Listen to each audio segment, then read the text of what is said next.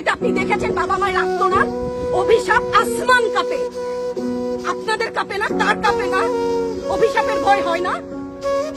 বুকগুলা ঝাঁঝরা হয়ে গেছে আমার সন্তানদের। আবার বুলেট বলবেন, কি বলবেন এগুলো? অস্ত্রের মুখে দাঁড়িয়ে আছে, আমাদের পয়সায় কেনা বুলেটে আমাদের সন্তানদের আপনারা বুলেট ছুটছেন।